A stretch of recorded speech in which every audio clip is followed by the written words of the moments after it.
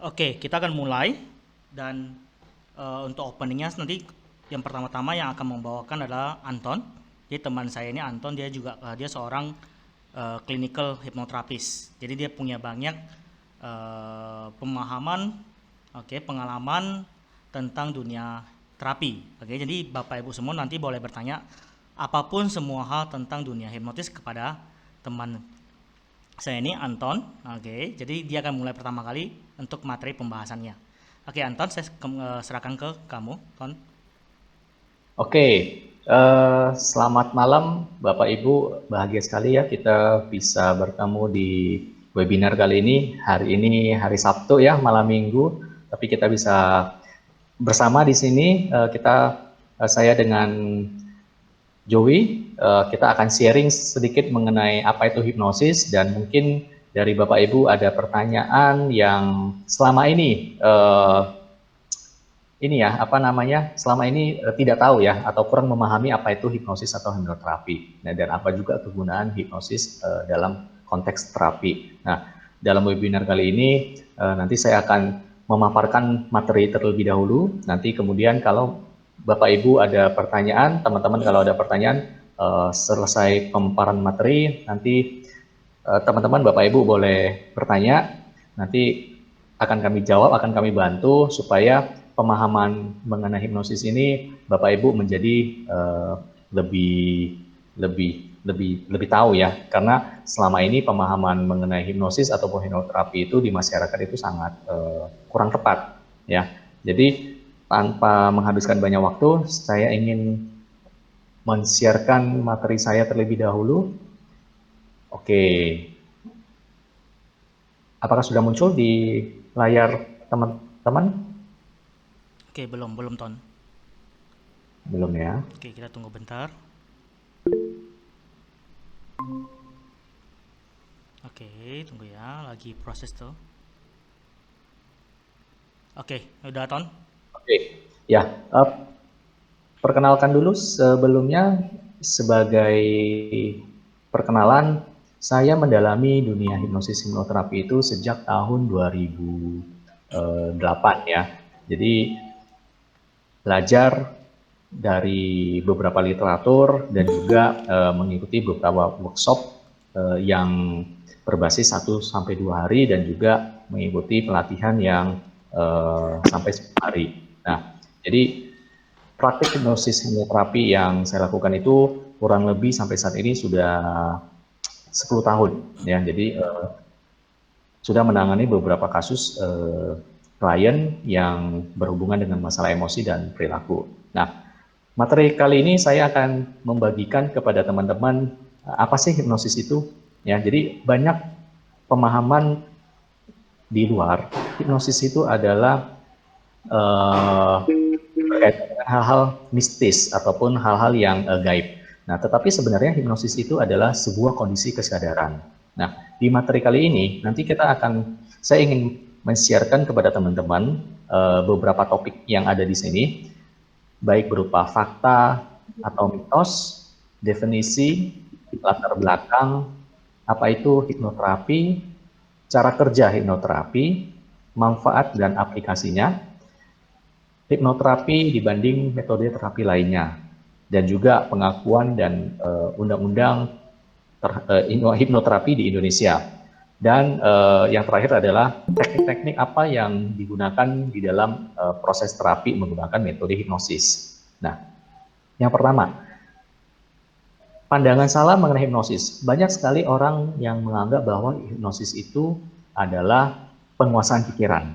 Nah, seseorang atau seorang klien ya, atau subjek biasanya itu dikuasai pikirannya untuk melakukan hal-hal yang diinginkan oleh sang hipnotis.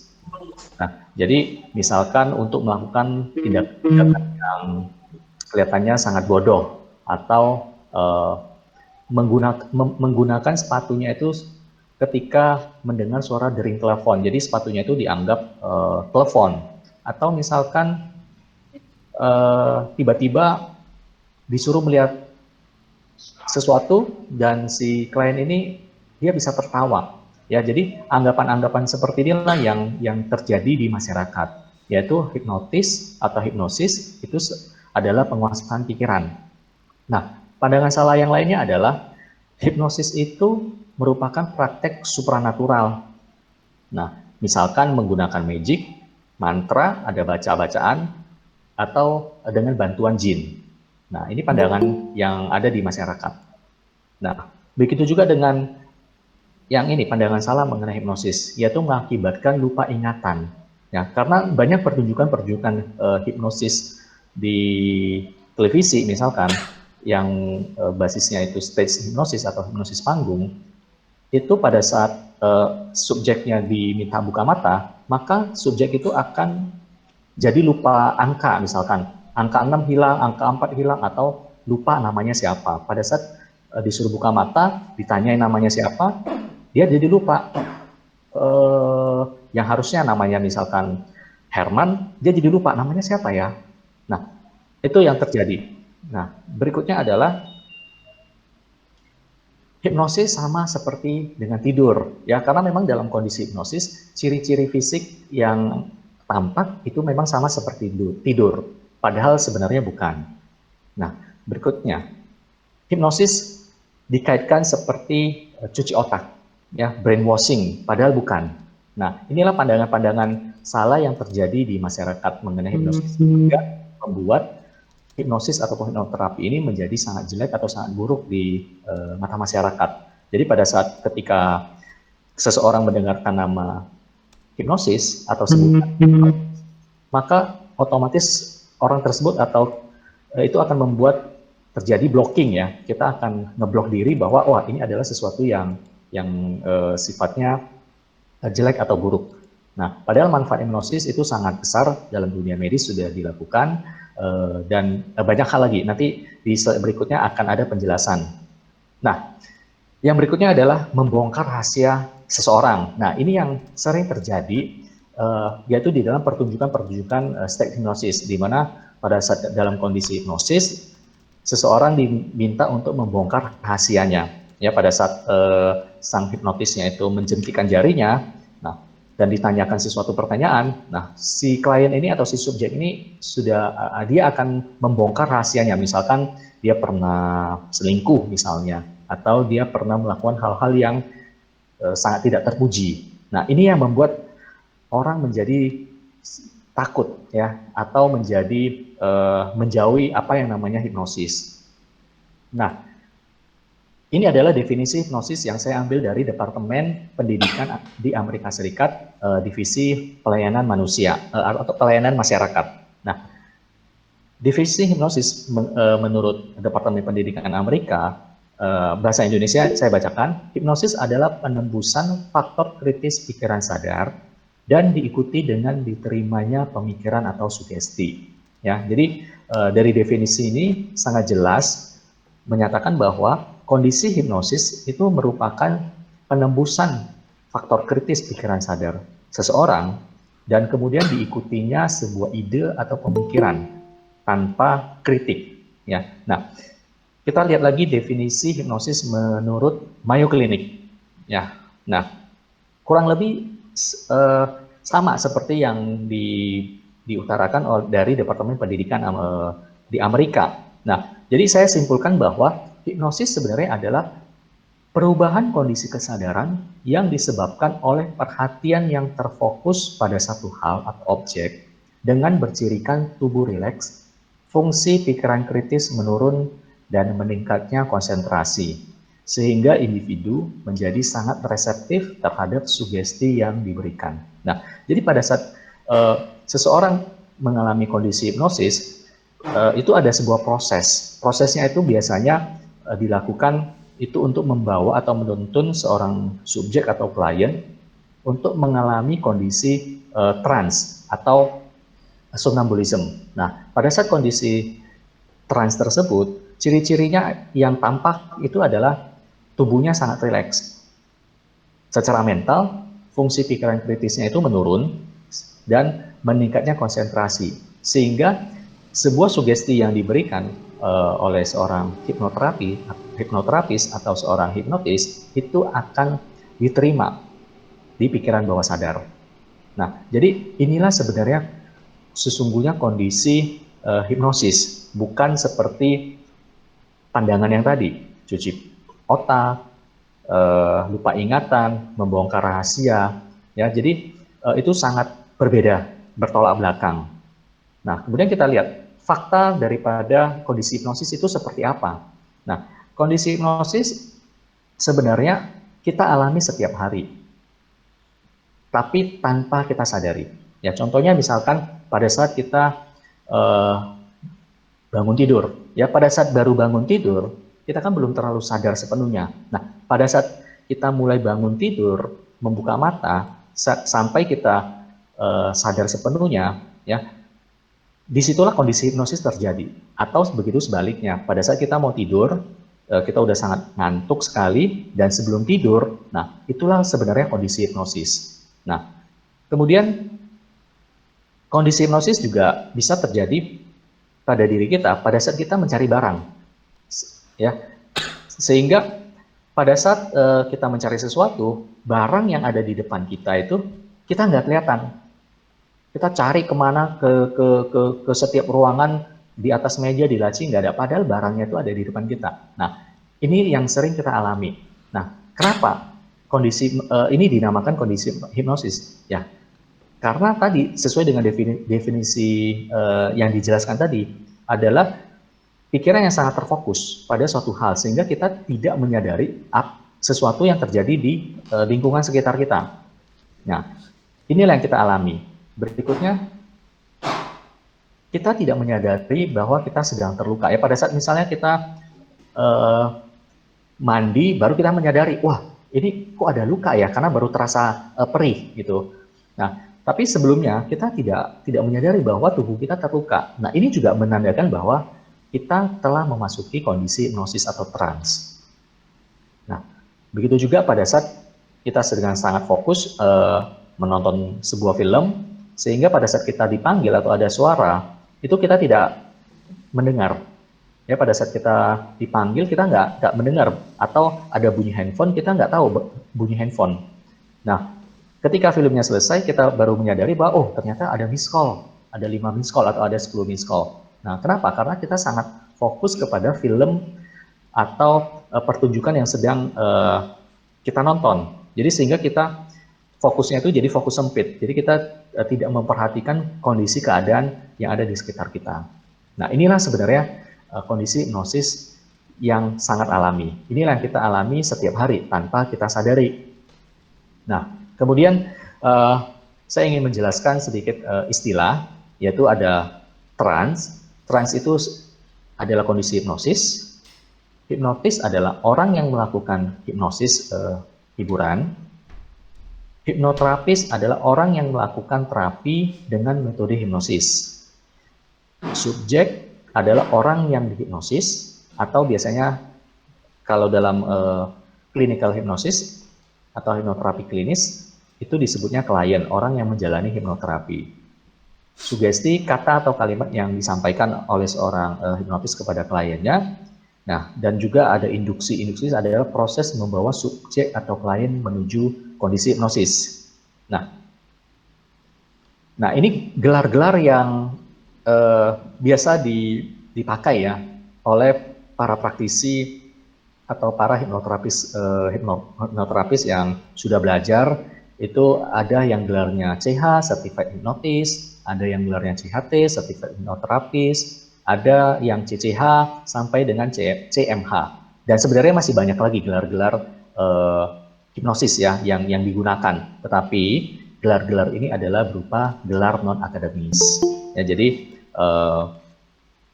ini jadi siapapun boleh memasang atau memakai gelarnya, misalkan Master Hypnotist atau Certified Master Hypnotist, yaitu sah-sah saja.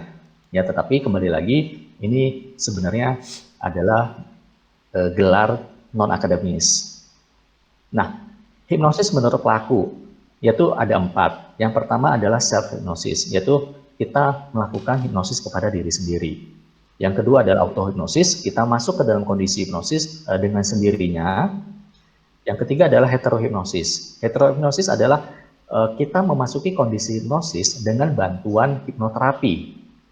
Nah, Sedangkan yang keempat adalah parahipnosis. Adalah sebuah kondisi hipnosis yang terjadi karena pengaruh obat-obatan. Oke. Nah, sejarah hipnosis. Oke, Ya, jadi Ton, sebelum kita mulai, kita main permainan dulu, Ton. Oke, boleh, kamu di off-kan dulu slideshow-nya. boleh. Sebentar ya. Oke, Bapak Ibu semua, kita akan main satu permainan yang tentang pikiran. Oke, tunggu ya.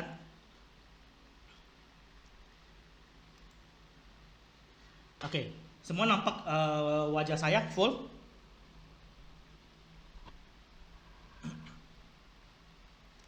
Oke, semuanya nampak wajah saya full ya. Oke, kita akan mulai. Coba lihat di tangan Bapak Ibu semua ya. Ada garis yang panjang nggak? Oke, speakernya dibuka aja nggak masalah Pak. Semua speakernya dibuka aja.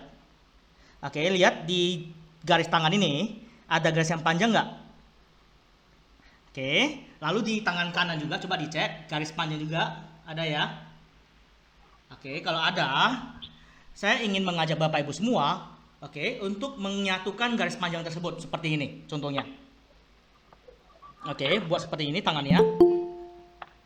Oke, disatukan garis panjangnya, yang tangan yang kiri dan tangan yang kanan disatukan garis panjangnya, lalu ditutup. Oke, lalu ditutup.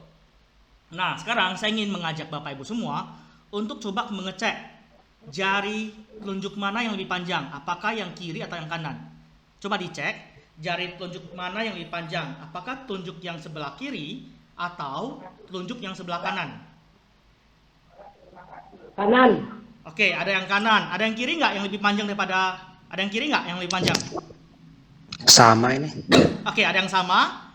Oke, ada yang kiri lebih panjang?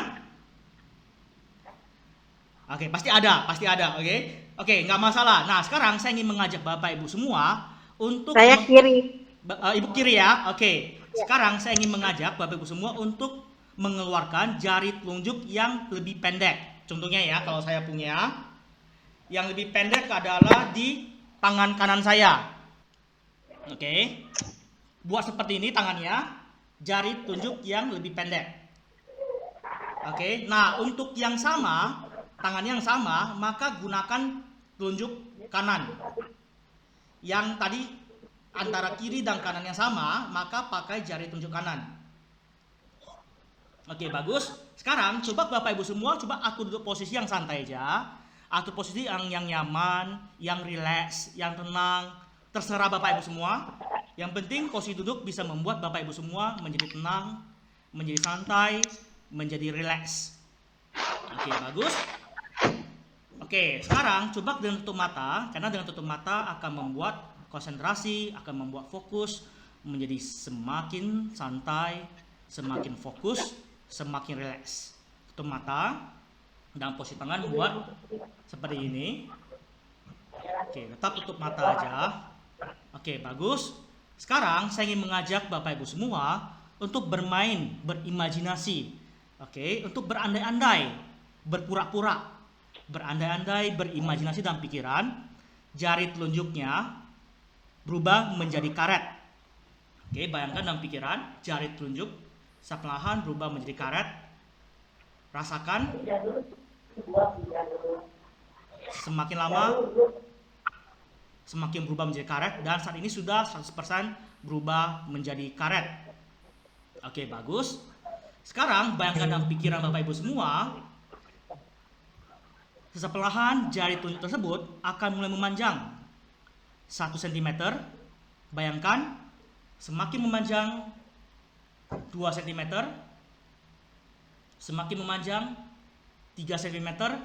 Rasakan, mungkin ada sebagian yang merasakan ada getaran. Nah, itu ada efek dari pemanjangan. Semakin lama semakin memanjang, 4 cm, 5 cm.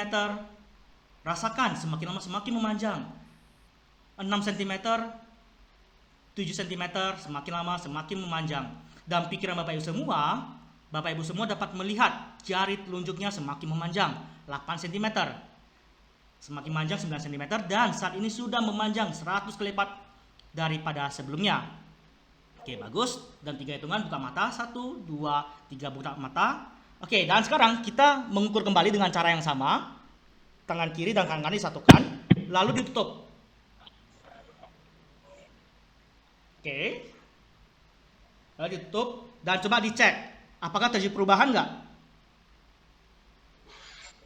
Yang tadinya pendek jadi panjang. Sama panjang. Jadi sama panjang ya Bu ya, berarti terjadi perubahan ya. Yang tadinya pendek jadi sama panjang, berarti terjadi perubahan. Oke, ada lagi yang lain? Yang tadi sama jadi panjang kanan. Yang kanan jadi panjang ya Pak ya. Oke. Nah, sekarang coba buka tangannya, buka kembali tangannya. Dan saya jentikan jari seperti ini 1 kali. Dia kembali normal, kembali yang ke pertama kali. Tep. Dia kembali normal, ukur kembali. Dengan cara yang sama ukur kembali. Oke, coba dicek apa kembali Balik ke sama dia. Hah? Kembali ke sama ya. Balik ke sama. ya. Oke, buka kembali tangannya. Oke, saya jentikan jari 2 kali. Dia akan 2 kali lipat memanjang daripada sebelumnya. 1, 2. Dia akan memanjang 2 kali lipat daripada sebelumnya. Oke, coba diukur kembali dengan cara yang sama. Lalu ditutup.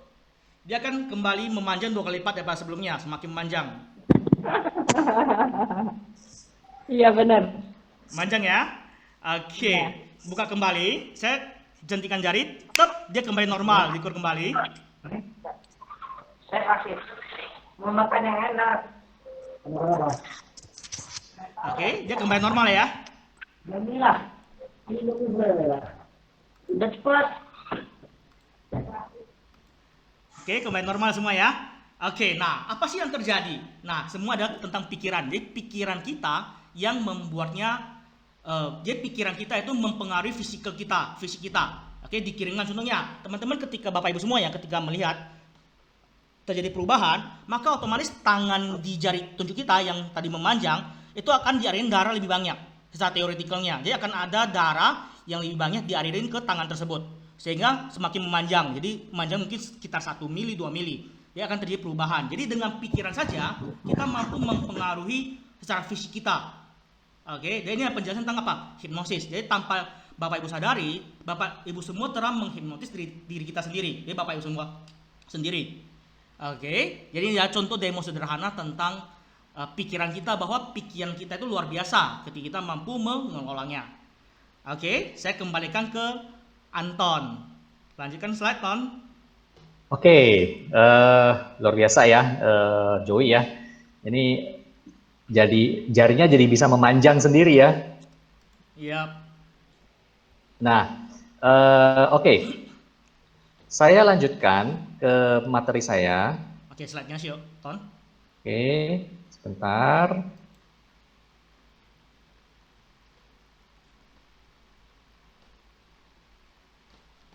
Sebentar ya. Oke.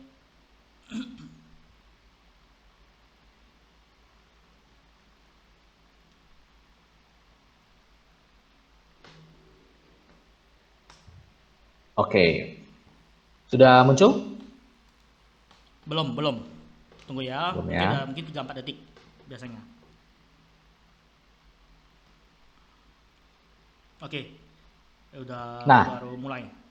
Oke. Nah, Tunggu, Ton. kalau Belum, bicara Ton. hipnos, Tunggu, belum. kita bicara belum ya. Belum. Tunggu, Ton. Ya. Oke, udah, Ton. Udah. Sudah ya. Oke. Nah, kita mesti tahu sejarah hipnosis ya. Jadi supaya kita tahu nih latar belakangnya itu kenapa ada yang namanya kenapa ini hipnosis gitu ya. Nah, kalau kita lihat dari sejarahnya hipnosis, sebenarnya hipnosis ini telah digunakan untuk tujuan terapeutik sejak zaman Mesir kuno, yaitu di sekitar abad ketiga sebelum Masehi. Nah, jadi orang-orang yang sakit akan melakukan perjalanan ke kuil untuk mencari obat dari para dewa. Setelah ritual panjang ditambah dengan penggunaan herbal dan bacaan doa, orang yang sakit dibawa ke sebuah ruangan gelap itu untuk tidur. Jadi orang yang sakit ini akan masuk ke dalam sebuah ruangan dan disuruh berbaring. Nah, jadi praktek ini lambat laun itu menyebar ke Yunani, di mana kuil tidur dibangun untuk didedikasikan kepada dewa penyembuhan. Nah, jadi sejak zaman dulu itu hipnosis itu sudah diidentikan dengan tidur. Ya, dari ritual yang dilakukan sejak zaman dulu pun ya memang identiknya dengan tidur. Nah, tetapi catatan sejarah tertua mengenai hipnosis itu berasal dari Eber Papyrus yang menjelaskan teori dan praktek pengobatan bangsa Mesir kuno. Nah, dalam Eber Papyrus itu diceritakan di sebuah kuil yang bernama kuil tidur. Jadi seorang pendeta itu mengobati pasiennya dengan cara menempelkan tangannya di kepala pasien, yaitu sambil mengucapkan mantra ya atau sebuah sugesti untuk penyembuhan. Jadi para pendeta ini dipercaya memiliki kekuatan magis oleh masyarakat. Nah, kemudian di sekitar abad 16 itu berawal dari kisah seorang pendeta Katolik yang bernama Gassner, yang dia tinggalnya di sebelah timur Switzerland. Gassner ini punya teori seseorang yang sakit adalah karena kemasukan setan. Jadi untuk mencapai kesembuhan, maka setan yang ada di dalam tubuh seseorang itu harus dikeluarkan. Nah, jadi Gassner mempersilahkan para dokter untuk mengamati atau mengobservasi cara pengobatannya dia. Ya, jadi Gassner mengobati pasiennya secara bersamaan. Jadi di mana Gassner melakukan terapi dan itu diobservasi oleh para dokter pada zamannya. Nah, kemudian Gassner memberikan sugesti bahwa setan telah diusir dari tubuh pasien. Nah, itu pada tahun sekitar 1770-an ada seorang yang berasal dari Austria yang bernama Franz Anton Mesmer, itu termasuk salah satu dokter yang sering menyaksikan cara pengobatan Gassner. Nah, jadi menurut Mesmer, dalam tubuh manusia itu terdapat cairan universal yang berfungsi untuk menjaga keseimbangan tubuh. Nah, cairan yang tidak mengalir dengan lancar ini biasanya karena tersumbat. Itu biasanya bisa menyebabkan manusia menjadi tidak sehat, baik secara mental maupun fisik. Jadi untuk itu, Mesmer menggunakan sebuah magnet untuk melepaskan sumbatan aliran cairan tadi. Nah, sebenarnya Mesmer ini dia tertarik lebih ke bidang astronomi. Dan Mesmer ini mengemukakan teori bahwa ada perpindahan energi alami yang terjadi antara semua benda yang bergerak, ya terutama makhluk hidup dan benda yang tidak bergerak. Ya, dan kemudian ini praktiknya itu dikenal dengan sebutannya itu animal magnetism atau pada zamannya itu disebut dengan mesmerism. Nah, kemudian pada tahun sekitar 1766, Mesmer mempublikasikan sebuah disertasi itu judulnya The Planetarum Influxu in Corpus Humanum atau pengaruh planet kepada tubuh manusia. Karena sebenarnya si Mesmer ini dia lebih tertarik ke bidang astronomi. Nah, yaitu dalam disertasinya itu yang mendiskusikan pengaruh dari bulan dan planet-planet pada tubuh manusia dan ada kaitannya dengan penyakit. Metode terapi yang dilakukan Mesmer adalah dengan mengisi penuh, jadi ada sebuah bak yang diisi penuh dengan air, lalu diberi besi magnet.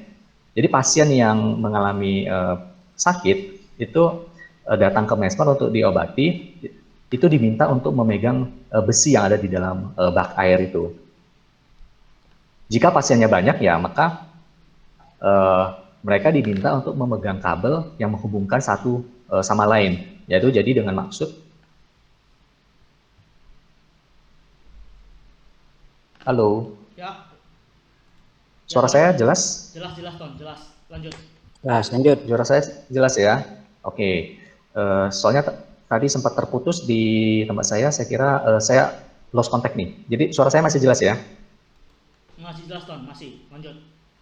Oke. Nah, jadi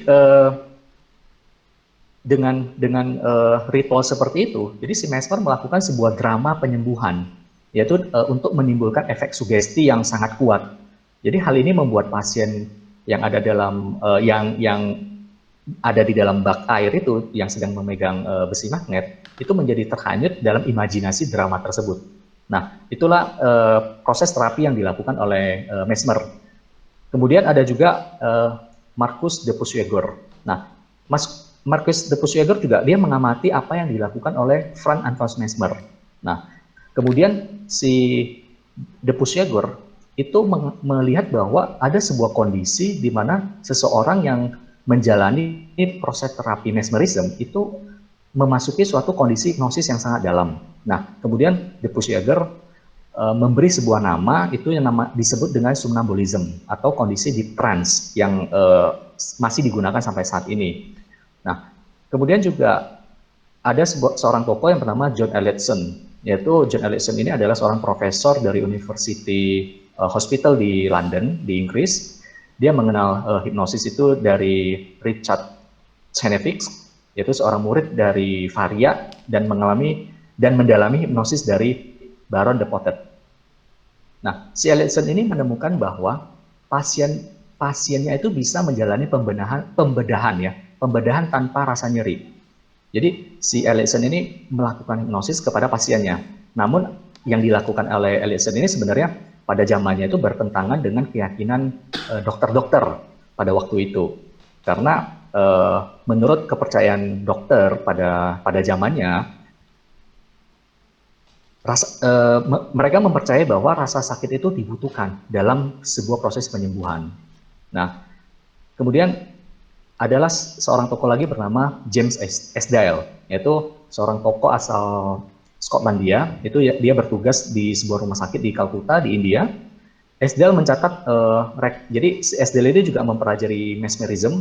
Nah, si Esdaile ini menggunakan mesmerism itu pada saat dia bertugas di India di Calcutta, yaitu penggunanya itu untuk proses pembedahan.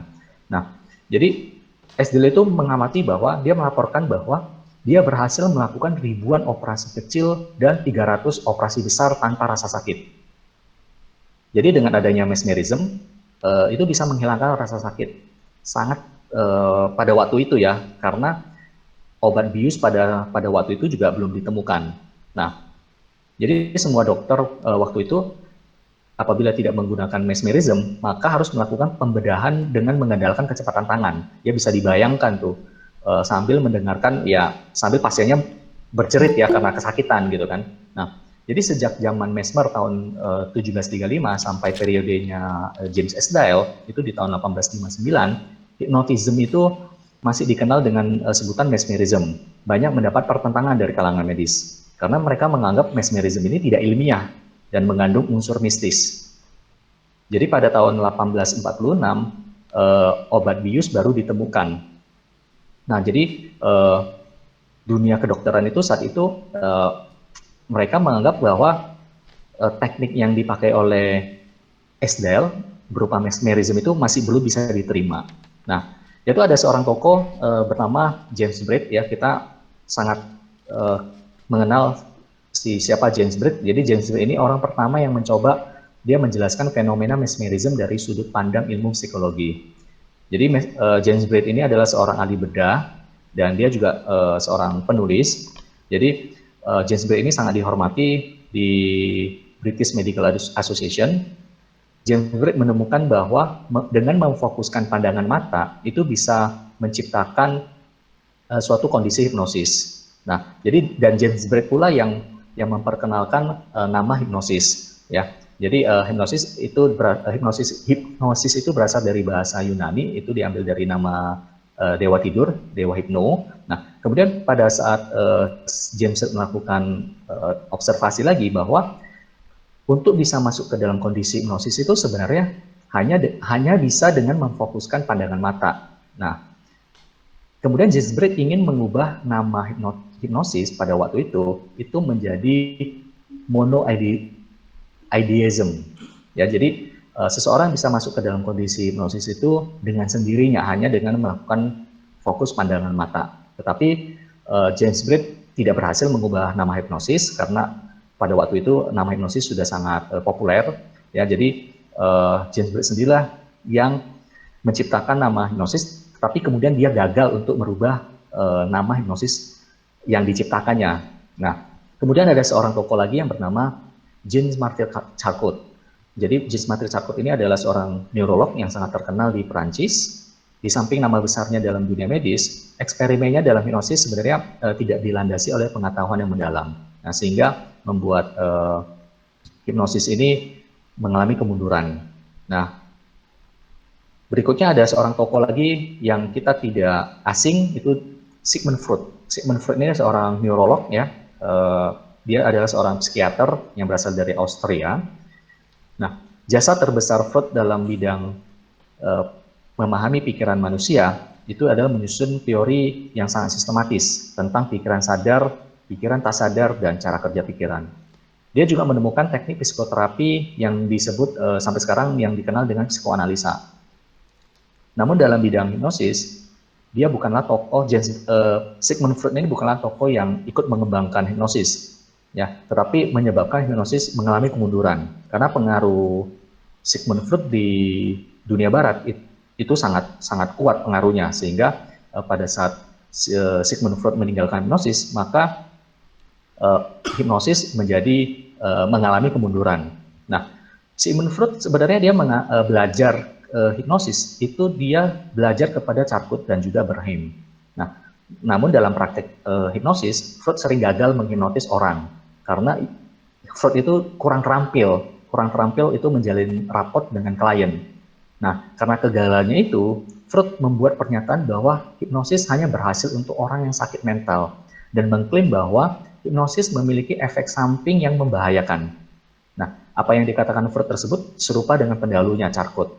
Nah, jadi sebenarnya ada beberapa alasan kenapa Freud meninggalkan hipnosis. Ya, jadi yang pertama itu takut adiksi, kemudian takut kehilangan kontak dengan keadaan sekarang, ya, dan juga sering gagal melakukan induksi. Jadi pada zamannya Sigmund Freud itu melakukan induksi itu induksi yang sifatnya paternal atau langsung. Misalkan kliennya atau subjeknya langsung disuruh tidur gitu. Nah, jadi untuk sebagian orang atau sebagian masyarakat itu tidak bisa digunakan induksi yang seperti itu, ya. Jadi itulah yang membuat Freud itu meninggalkan hipnosis. Nah, dengan Freud meninggalkan hipnosis, kemudian Sigmund Freud menciptakan psikoanalisa. Nah, kemudian yang tokoh berikutnya adalah Milton Erickson. Nah, Milton Erickson ini dipandang sebagai hipnoterapis dan psikoterapi yang paling kreatif sepanjang sejarah hipnosis. Erickson, ya Erickson dia pernah mengalami buta warna dan juga disleksia. Nah, dia juga menderita sakit polio sebanyak 2 kali, yaitu pada usia 17 dan 51 tahun. Dia menyatakan bahwa dalam proses hipnosis, yang paling berperan adalah pikiran klien sendiri. Erickson juga menyatakan bahwa hipnosis adalah kondisi yang wajar dan tidak bisa digunakan untuk membuat orang lain melakukan sesuatu yang bertentangan dengan keyakinan seseorang. Nah, Erickson kemudian mengubah pola sugesti hipnosis yang sifatnya langsung atau paternal seperti yang dilakukan oleh Sigmund Freud itu menjadi lebih permisif atau indirect atau tidak langsung. Nah, kemudian ada juga beberapa tokoh lainnya seperti Dave Edelman. Dave Edelman ini cukup terkenal yang sampai saat ini menciptakan sebuah induksi cepat yang disebut dengan Edelman induction, dan juga ada Ormond McGill. Ormond McGill juga sangat terkenal. Dia dijuluki The Dean of Hypnosis atau rajanya hipnotis panggung. Nah, dan juga ada William S. Kruger. Nah, William S. Kruger inilah yang pertama kali menggunakan hipnosis itu di dalam pengembangannya itu ke dalam forensik. Nah, berikutnya juga ada Gil Boyne. Gil Boyne juga salah seorang tokoh hipnoterapis klinis yang sangat terkenal, dan sebenarnya masih banyak tokoh-tokoh lainnya. Nah, ini hanya beberapa tokoh. Nah, jadi sebenarnya apa sih hipnoterapi itu? Nah, hipnoterapi itu sebenarnya terdiri dari 2 kata, hipnosis dan terapi.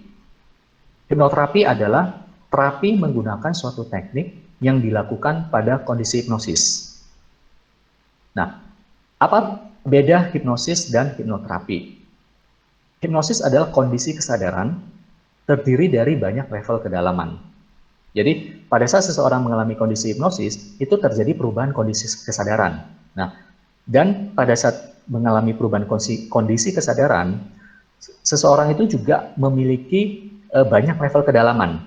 Ya, pada saat induksi, itu nanti ada satu proses lagi yang namanya deepening. Nah, disitulah ada level-level kedalaman yang kita bisa menuntun seorang subjek masuk di level tertentu, sehingga sebuah proses terapeutik itu bisa dilakukan dengan sangat efektif.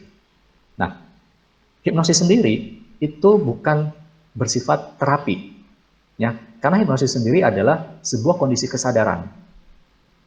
Nah, seorang hipnotis yang cakap belum tentu mampu melakukan terapi, karena memang berbeda antara seorang state hipnosis dengan seorang hipnoterapi klinis. Nah, ini adalah sedikit perbedaan antara hipnosis dan hipnoterapi. Ya, karena banyak orang yang beranggapan bahwa hanya dengan misalkan dengan menjentikan jari seperti ini, nah seseorang itu akan langsung sembuh. Ya, tapi sebenarnya bukan seperti itu proses terapi di dalam menggunakan hipnosis. Nah, kemudian kalau kita lihat aplikasi atau pengguna hipnosis. Yang pertama adalah state hypnosis. Nah, state hypnosis ini digunakan untuk hiburan.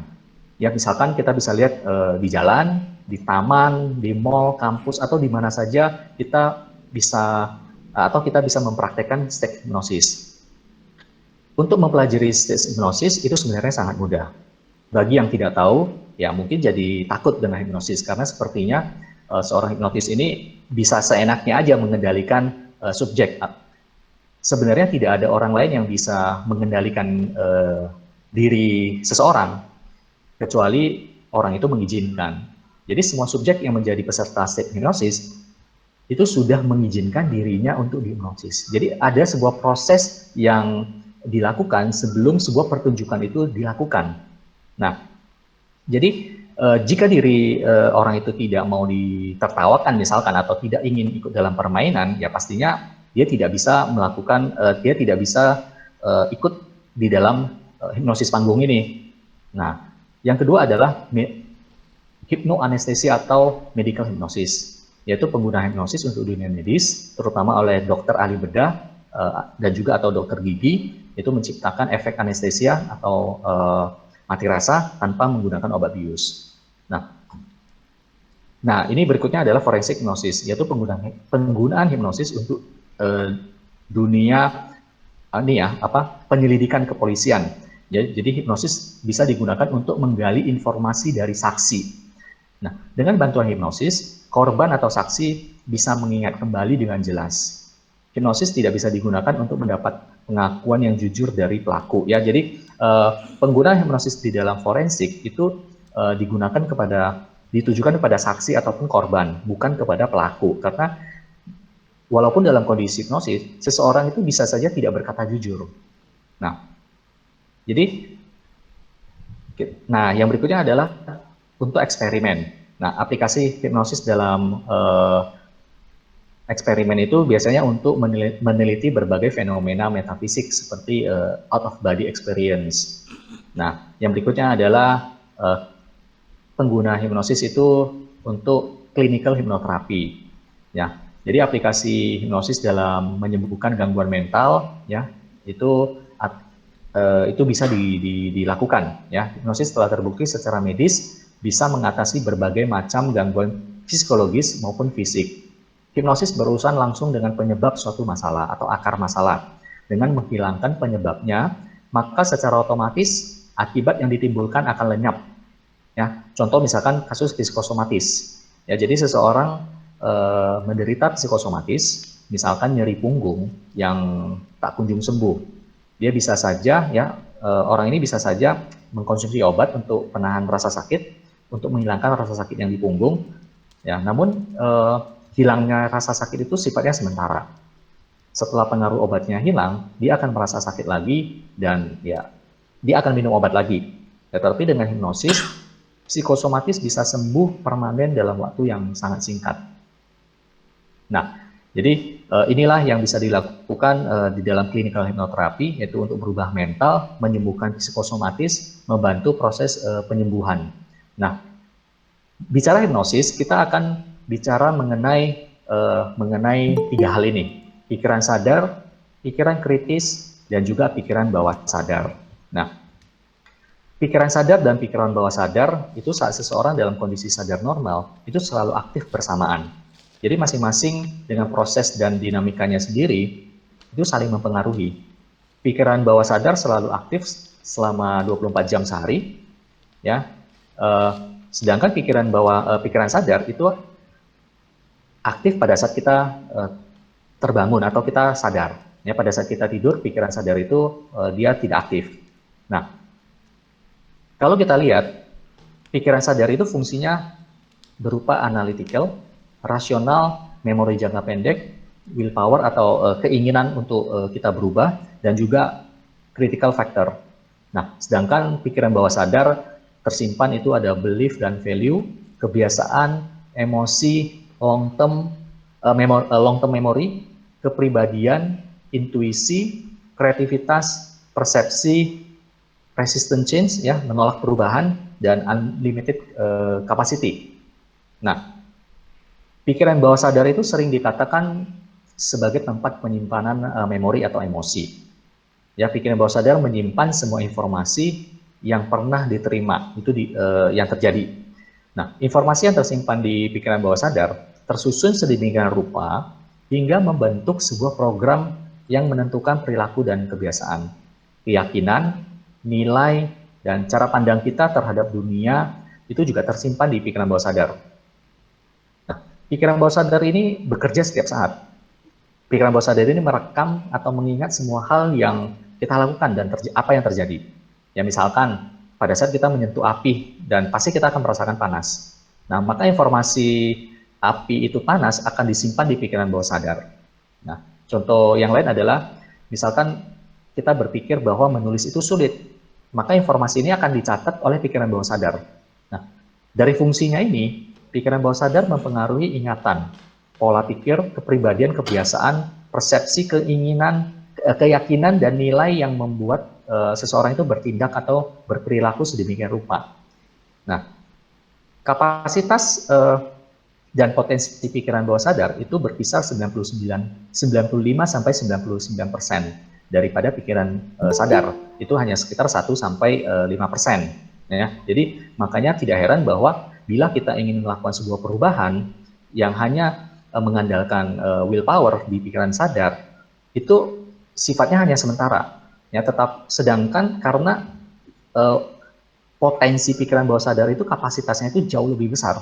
Nah, jadi makanya sebuah perubahan itu baru bisa terjadi atau bisa dilakukan apabila kita bisa memasuki kondisi pikiran bawah sadar kita dan kita melakukan restrukturisasi di pikiran bawah sadar. Kita melakukan restrukturisasi memori yang terjadi di pikiran bawah sadar. Nah, maka perubahan itu baru bisa terjadi.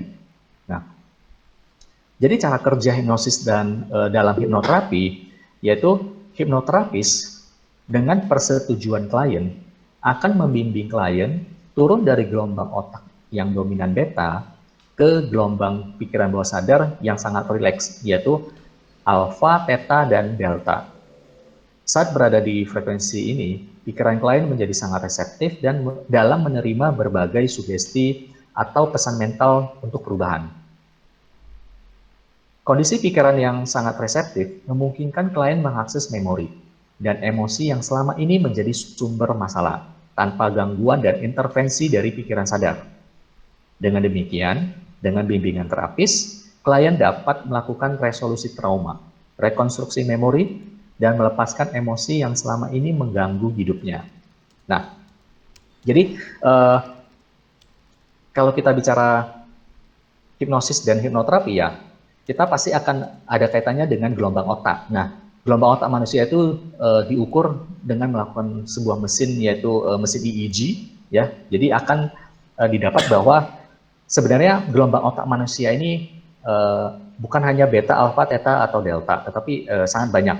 Nah, tetapi yang paling dominan ini adalah beta, alfa, theta, dan delta. Nah, kondisi hipnosis sebenarnya yaitu pada saat kita dari sadar normal, yaitu kondisi beta, itu dibimbing atau dituntut untuk mengalami atau memasuki kondisi hipnosis di mana gelombang otak kita itu akan mengalami penurunan, yaitu dari beta masuk ke alfa, kemudian theta. Nah, kalau lebih dalam lagi delta, itu berarti kita tertidur lelap. Nah, tetapi dalam proses terapi yang kita lakukan adalah, yang kita butuhkan adalah pada saat di gelombang alfa dan theta. Nah, kalau misalnya dalam keseharian kita lihat gelombang beta itu apa? Gelombang beta itu ya seperti misalkan kita sedang berbicara atau kita sedang mendengarkan seseorang berbicara. Nah, sedangkan gelombang alfa itu adalah pada saat kita mulai merasakan ngantuk. Nah, gelombang theta itu mirip dengan tidur, tetapi sebenarnya bukan tidur. Jadi dia masih di atas gelombang delta. Sedangkan kalau gelombang delta itu adalah gelombang yang di mana kita mengalami tidur secara pulas. Nah, jadi proses terapi dilakukan itu di gelombang theta ataupun alfa. Jadi pada saat sebuah proses terapi atau sebuah hipnosis dilakukan, seseorang itu dia masih bisa mengingat apa yang terjadi. Dia tahu segalanya. Jadi kalau misalkan ada orang, wah setelah dihipnosis atau menjalani hipnoterapi, dia tidak tahu, dia lupa. Itu salah ya. Jadi sebenarnya pada saat hipnoterapis, pada saat terapi pun seseorang itu dia akan tahu apa yang terjadi. Nah, kalau kita lihat misalkan apa masalah yang bisa diatasi dengan hipnoterapi, ya. Masalah yang bisa diatasi dengan hipnoterapi tentunya adalah masalah yang berhubungan dengan dengan emosi ataupun perilaku. Misalkan trauma, fobia, stres, frustrasi, depresi, dan seterusnya dan seterusnya. Nah, dengan hipnoterapi ini semuanya bisa dibereskan, yaitu tentunya adalah masalah yang berhubungan dengan emosi ataupun perilaku. Oke, nah kalau kita lihat keefektifan hipnoterapi, jadi Alfred Barrios, seorang dokter psikolog klinis itu di Amerika, dia mempublikasikan sebuah jurnal, dia melakukan sebuah penelitian, hipnoterapi itu dengan jumlah 6 sesi, tingkat kesembuhannya itu 93%. Sedangkan psikoanalisa dengan 600 sesi, tingkat kesembuhannya itu hanya 38%. Dan juga terapi perilaku, itu tingkat kesembuhannya 72% dengan jumlah sesi 22. Ya, jadi dari jurnal yang dipublikasikan oleh Alfred Barrios, itu menunjukkan bahwa hipnoterapi ini sangat efektif untuk menyembuhkan masalah atau penyakit seseorang yang berhubungan dengan emosi ataupun perilaku. Nah, kita lihat dukungan terhadap hipnoterapi, yaitu pada tahun 1955, hipnoterapi itu mendapat dukungan dari British Medical Association. Kemudian pada tahun 1960, hipnoterapi juga mendapat pengakuan dari American Psychological Association, dan kemudian sampai pada tahun 1961 ya. Di tahun 1958, hipnoterapi juga mendapat pengakuan dari Canadian Psychological Association dan Canadian Medical Association, kemudian American Dental Association. Nah, ini hipnoterapi kita bisa lihat bahwa sudah mendapatkan pengakuan secara internasional, sudah mendapat dukungan. Nah, ini salah satu website yang saya ambil dari American Psychological Association. Hipnoterapi berada di divisi ke-30 di American Psychological Association. Ini menunjukkan bahwa hipnoterapi menjadi atau merupakan salah satu cabang daripada ilmu psikologi. Jadi ini kita bisa lihat bahwa dukungan terhadap hipnoterapi sampai saat ini itu sudah sangat luas ya. Nah, kemudian organisasi hipnosis dan hipnoterapi. Nah, ini organisasi yang menaungi hipnosis dan hipnoterapi ini sebenarnya banyak, bukan hanya ini. Ya, ini ada beberapa organisasi yang saya kutip, yang ini berada di luar negeri, di Amerika ataupun di London, di Inggris. Nah, itu ada National Guild of Hypnotists, ada juga the International Medical and Dentistry Hypnotherapy Association. Nah, ada juga ini yang nomor 9 ini American Society of Clinical Hypnosis. Nah, ini adalah sebuah organisasi yang didirikan oleh Milton Erickson. Nah, tetapi untuk menjadi anggota di dalam ASCH ini tidak mudah ya, karena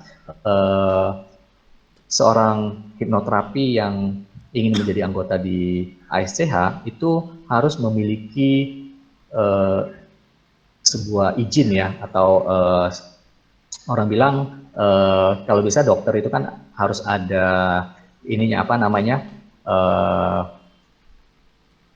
berupa izin lah. Nah, jadi baik dari pendidikan pun itu pendidikan S1 dan S2 itu harus berlatar belakang psikologi, itu baru boleh bergabung ke dalam ASCH. Tetapi bagi yang tidak memiliki pendidikan psikologi, itu mereka tidak bisa bergabung ke dalam ASCH.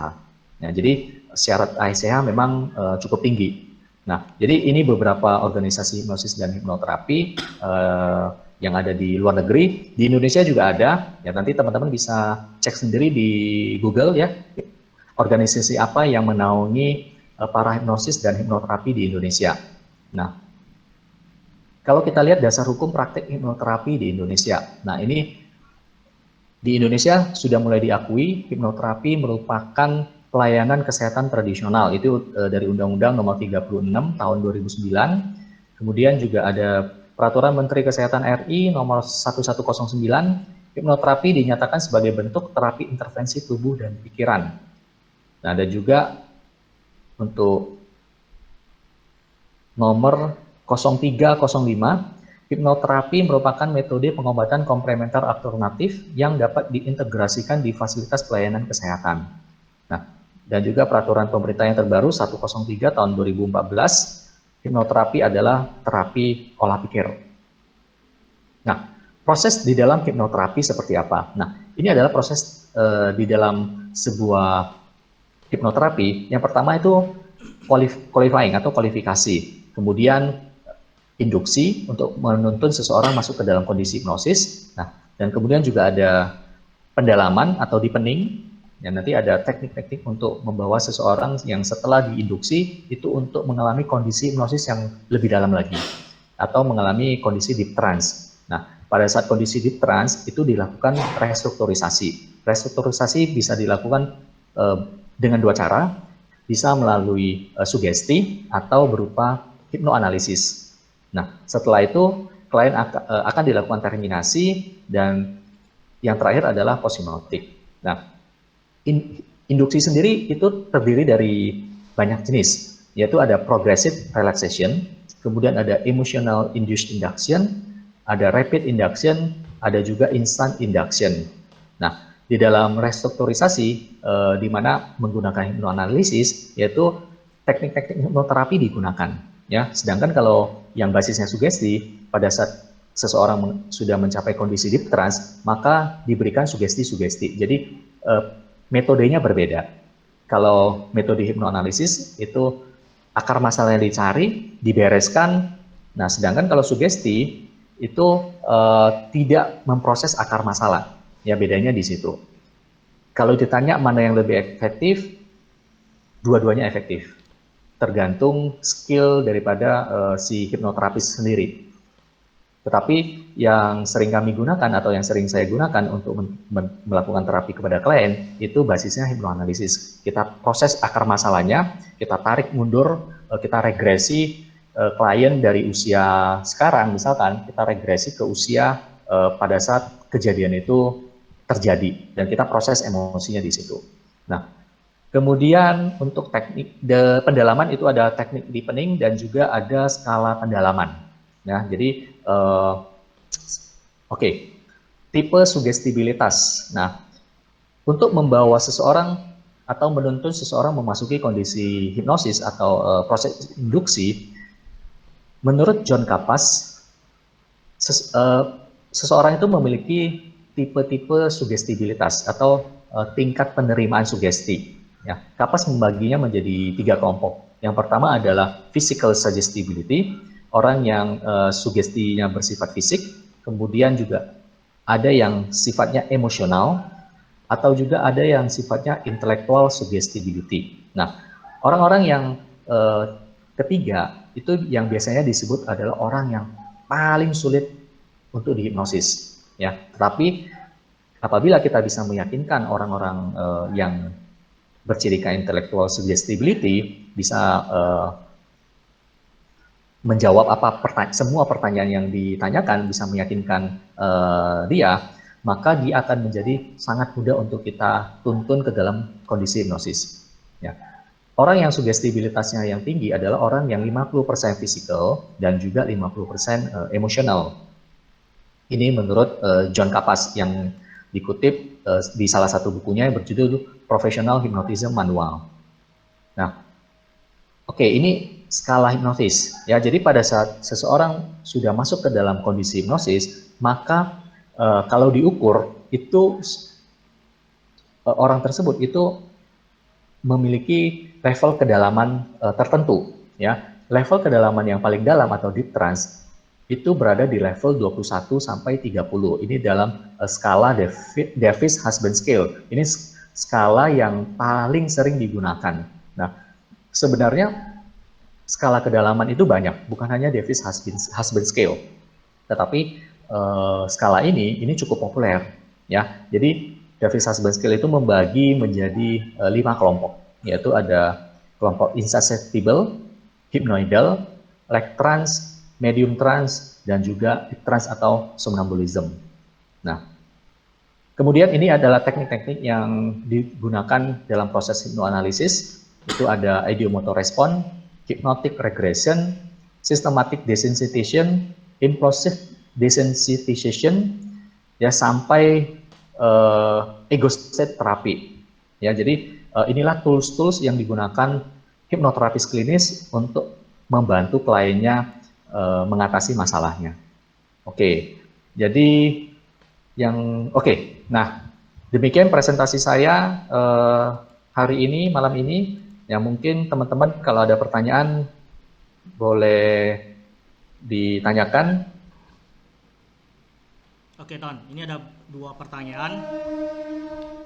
Oke, pertanyaan adalah yang dari dari Ibu Yunita.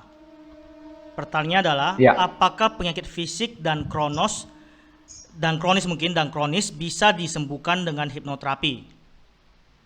Oke, apakah penyakit Fisik dan fisik kronis bisa dan disembuhkan dengan kronis hipnoterapi? bisa disembuhkan dengan hipnoterapi? Nah, untuk penyakit fisik ya, penyakit fisik. Jadi hipnoterapi ini sifatnya terapi yang komplementer ya. Jadi kalau seseorang mengalami kondisi sakit fisik, ya sebenarnya kami sangat menyarankan yang pertama dilakukan adalah pemeriksaan secara medis terlebih dahulu. Ya, jadi kalau misalkan pemeriksaan secara medis menunjukkan bahwa baik-baik saja, tidak ada masalah. Nah, mungkin yang menjadi penyebabnya itu adalah ada masalah emosi yang tersimpan di pikiran bawah sadarnya. Nah, inilah yang bisa kami bantu dari sisi sebagai seorang hipnoterapis klinis, ya. Jadi kami sangat menyarankan bahwa yang pertama adalah melakukan pemeriksaan secara medis dulu dan menyatakan bahwa memang secara medis orang tersebut tidak masalah. Itu baru bisa kami bantu. Oke, ada pertanyaan kedua lagi, Ton. Ya. Dari Ibu Juli, ada yang mengatakan kalau kita lagi ngelamun atau kurang waspada bisa dihipnotis. Apakah benar nggak? Nah, pada saat kita melamun, apakah kita bisa dihipnosis ya? Yap. Kita bisa, yang itulah biasa kalau di film-film atau di berita-berita itu suka ditepuk pundaknya gitu kan, ditepuk langsung masuk ke dalam kondisi terhipnotis lah maksudnya ya. Nah, kalau menurut definisi yang kita gunakan ya dan apa yang kita pelajari selama ini, kondisi hipnosis itu bukan seperti itu. Ya, kondisi hipnosis adalah sebuah proses di mana kita menuntun seorang klien dari kondisi sadar normal menuju ke kondisi atau gelombang otak yang alfa dan theta. Nah, itu kondisi hipnosis yang sebenarnya, yaitu di mana terjadi fokus ya, konsentrasi yang sangat terfokus. Jadi itu sebenarnya kondisi hipnosis. Nah, sedangkan yang ditanyakan adalah apakah pada saat kita melamun itu bisa disamakan dengan kondisi hipnosis. Seperti itu ya. Yep. Nah, kalau melamun itu kan sebenarnya pikiran kita tuh nggak fokus ya. Setuju? Jadi kalau menurut saya sih itu berbeda sekali. Kalau menurut Joey gimana? Oke, kalau menurut saya sih orang yang ngelamun sebenarnya itu karena apa? Karena fokusnya udah nggak ada. Jadi hipnosis itu kan namanya kesadaran. Kita membutuhkan kesadaran seseorang. Oke? Jadi ketika orang melamun, ya otomatis kita nggak akan bisa menghipnotis juga. Kenapa? Orang melamun, nggak ada kesadaran. Karena hipnosis itu kesadaran. Jadi kita tak membutuhkan namanya interaksi dengan orang yang kita hipnotis atau subjek kita, klien kita. Ketika nggak ada namanya interaksi, maka hipnosis nggak bisa terjadi. Oke, jadi yang biasa kita lihat di jalanan, kebanyakan adalah mereka menggunakan tools yang tambahan atau tools yang lain, misalnya obat bius. Oke, dengan obat bius sehingga kita kesadaran kita menjadi menurun, kita nggak sadar, sehingga tanpa kita sadari semua harta yang berharga kita itu diambil tanpa kita ketahui, karena obat bius kan. Jadi ketika kita sudah sadar, kita udah merasa dihipnotis. Sebenarnya enggak. Terkadang mereka menggunakan obat bius. Oke, ini ada lagi satu pertanyaan Ton dari Bu Yunita lagi. Ya, Apakah stroke atau lumpuh sebelah bisa disembuhkan dengan hipnoterapi? apakah stroke atau lumpuh sebelah? Oke, Eh, ini sebenarnya kita sebagai hipnoterapis klinis ini kan kita mainnya di pikiran ya. Kita mainnya di emosi yang ada di pikiran. Nah, kalau untuk stroke atau lumpuh ya, eh, kaitannya ini kan nanti bisa macam-macam ya. Apakah secara jadi memang harus dilakukan pemeriksaan secara medis dulu ya. Jadi kalau memang secara medis menyatakan bahwa ini orang ya kita bisa coba sebenarnya, tapi ini sebenarnya ranahnya sudah ranah medis dulu ya. Kami sebagai hipnoterapis klinis tidak berani mengklaim bahwa seseorang yang mengalami lumpuh ataupun stroke misalnya itu bisa disembuhkan dengan hipnosis ya. Jadi karena di dalam undang-undang sendiri hipnoterapi ini adalah sebenarnya sebuah teknik terapi komplementer, bukan yang utama. Jadi kalau secara medis memang menyatakan bahwa orang tersebut tidak masalah, tetapi dia mengalami gangguan, nah ini bisa disembuhkan atau bisa dilakukan hipnoterapi seperti itu. Oke, kalau menurut saya sih gini, ketika seorang menderita namanya suatu penyakit, mau penyakit apapun, pasti otomatis secara mentalnya itu down, turun. Nah, jadi tugas seorang hipnoterapis, kita bisa membantu dengan metode hipnotis, kita dengan metode hipnoterapi, kita bisa terapi supaya apa? Meningkatkan mentalnya. Jadi ketika mental seseorang itu mentalnya kuat, jadi semangat, jadi termotivasi untuk sembuh, jadi biasanya secara fisikalnya juga akan terpengaruhi. Oke, walaupun memang kita sebagai seorang hipnoterapis, kita tidak pernah menjanjikan bahwa akan memberikan kesembuhan. Oke, tetapi yang hal pertama yang harus dilakukan klien adalah cek ke dokter dulu. Itu adalah poin utamanya, karena kita sebagai hipnoterapis itu tidak punya hak tidak boleh langsung mengatakan bahwa kita mampu menyembuhkan, tidak boleh. Yang pertama adalah harus medisnya harus ada dulu, jadi cek ke dokter dulu. Dan yang kedua adalah kita bisa membantu secara mental, supaya apa? Supaya ketika mentalnya kuat, maka otomatis secara fisikalnya juga bisa dibantu. Oke, ini versi saya. Oke, ada pertanyaan lagi nih, Ton. Apakah dari Ibu Caca, apakah kita bisa meriset alam bawah sadar kita untuk menjadi lebih kreatif dan sukses? Apakah kita bisa Meriset alam bawah sadar kita untuk menjadi lebih kreatif dan sukses? lebih kreatif dan sukses. Nah, sebenarnya untuk seseorang untuk bisa menjadi lebih kreatif atau sukses ya, atau kita katakanlah untuk menjadi sukses, yang kita perlu cari tahu itu adalah kalau misalkan berkaitan dengan kesuksesan. Nah, misalkan begini, ada sebuah kasus, misalkan seseorang pada saat dia ingin melakukan bisnis lah. Nah, kalau misalkan untuk yang berhubungan dengan uang-uang kecil ya, atau uang yang sifatnya nggak terlalu besar, dia selalu bisa deal untuk proyek-proyek tertentu. Tapi kalau sudah berkaitan dengan proyek yang besar, nilainya mungkin udah ratusan atau miliaran, itu selalu gagal. Nah, dengan menggunakan hipnoterapi itu bisa dicari ya, akar masalahnya apa, penyebabnya kenapa.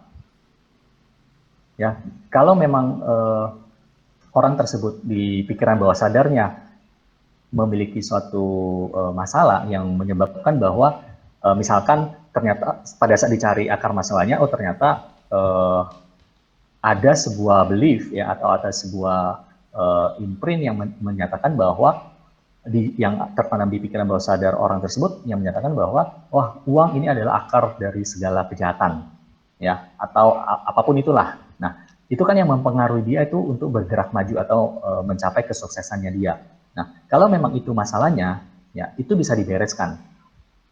Ya, sehingga pada saat seseorang atau orang tersebut berhadapan atau melakukan transaksi bisnis atau deal-deal proyek bisnis yang berikutnya, ya masalah yang ada di pikiran bawah sadarnya itu sudah dibereskan dulu, sudah dihilangkan dulu, sehingga itu tidak menjadi satu penghambat seperti itu. Oke. Nah, kalau menurut saya sih sebenarnya kita bukan sebagai seorang hipnoterapis, kita sebenarnya bukan meriset sih, kita mengajarkan klien kita untuk menerima kondisi yang terjadi. Kita menggali, ketika sudah kita menggali, kita mengajarkan mereka untuk menerima kondisinya. Ketika klien sudah menerima kondisinya, maka otomatis masalah-masalahnya itu udah akan lebih mereda, lebih turun. Nah, ketika masalahnya udah turun, otomatis kemampuan berpikirnya itu semakin bagus, bisa semakin kreatif, dan otomatis bisa mempengaruhi namanya kesuksesan dia. Jadi seorang hipnoterapis itu mengajarkan cara menerima kondisi, memaknai dengan cara yang lain. Misalnya ada yang memaknai uang adalah akar segala sesuatu, misalnya kejahatan adalah uang akarnya. Nah kita harus mengajarkan klien untuk berpikir dengan cara yang lain supaya si kliennya itu bisa menerima bahwa dengan makna yang lain tentang definisi uang itu. Nah ketika sudah merubah definisi uang, maka otomatis bisa merubah segala hal. Kesuksesan dia, kreativitas dia, semua akan berubah. Lalu pertanyaan lagi, Ton. Apakah yang teknik Milton Model itu termasuk hipnosis? Milton Model ya. Dari Pak Milton Dedi. Model ini sebenarnya kan setahu saya Milton Model ini kan kalau di dalam NLP ya. Ada Milton Model, ada apa lagi? Banyak lah. Ya, banyak. Sedangkan kalau Milton Erickson sendiri, pendekatannya itu pada saat dia melakukan induksi atau melakukan terapi itu lebih banyakkan indirect. Nah, tetapi di dalam NLP sendiri yang dikembangkan oleh Richard Blender dan John Grinder, ya, mereka mengamati apa yang dilakukan Milton Erickson, proses terapi yang dilakukan Milton Erickson kepada kliennya. Nah, dari situlah Richard Blender dan John Grinder itu mereka menyusun sebuah konsep yang disebut namanya Milton Model. Nah, jadi apakah Milton Model itu termasuk hipnosis? Ya kalau Milton Model itu digunakan, ya itu bisa menuntun atau membawa seseorang itu masuk ke dalam kondisi trans. Ya, tetapi Milton Erickson sendiri dia melakukan pendekatannya lebih ke indirect atau permisif, seperti itu. Jadi kesimpulannya Milton Model juga termasuk hipnosis sebenarnya. Iya, kalau digunakan ya. Aplikasinya, jadi di Milton Model itu banyak aplikasi yang bisa kita gunakan di dalam menghipnosis seseorang. Jadi bisa dikatakan ya termasuk hipnosis. Lalu ada dari Ibu Yunita lagi. Apakah hipnoterapi bisa dilakukan jarak jauh seperti lewat teknologi seperti webinar? Apakah hipnoterapi bisa dilakukan jarak jauh? Nah, ini menarik sebenarnya. Apalagi dengan masa pandemi seperti ini ya, apakah dengan belajar hipnoterapi atau melakukan atau ingin melakukan hipnoterapi, apakah bisa dilakukan melalui webinar?